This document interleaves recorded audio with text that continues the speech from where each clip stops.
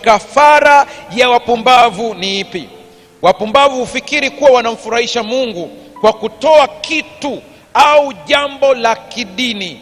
Wanadhani ya kwamba kwa sadaka zao kuwa nyingi wanamfurahisha Mungu. Wanasahau kuwa Mungu huangalia moyo kabla ya pesa. Nimenyamaza ili ingie katika akili yako kwanza. Mungu anaangalia moyo wa muabudu. Ni tendo la ibada, lakini litakosa maana kama litakuwa limeelekezwa kwa mtu. Kafara ya wapumbavu, hata akiandaa mavazi yake kwenda kanisani, anaandaa ili watu wamuone, anaandaa ili watu wavutiwe na yeye, muonekano wake, lakini haandai katika umbo la ibada.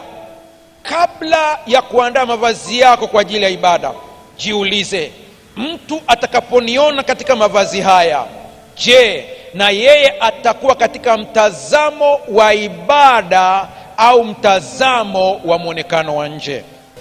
Mungu, nisamehe kwa ibada zote ambazo nimekujia bila moyo. Nisamehe kwa sadaka za mazoea, nyimbo bila maana na sala zisizo na utiifu.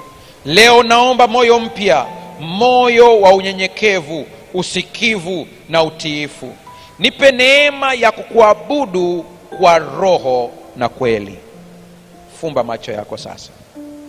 Baba, tumesikia kafara ya wapumbavu. Hatutaki tuwe katika hilo kundi la wapumbavu. Tumeomba msamaha kwa upumbavu wetu wote uliopita. Tumejuta kwa upumbavu uliopita, lakini kwa Roho Mtakatifu umetubadilisha. Umetutoa kwa wapumbavu ukatuingiza tu kwa wajinga wasiojua ili tuanze kujua. Asante kwa mafunuo haya. Na moyo wa kila mtoto wako unaopondeka kwa dhati hutaudharau. Kiburi, kujiona, kujithamini binafsi kuliko wewe vikae pembeni. Pokea sifa, maana unastahili. Asante kwa mafunuo, asante kwa msamaha wa dhambi.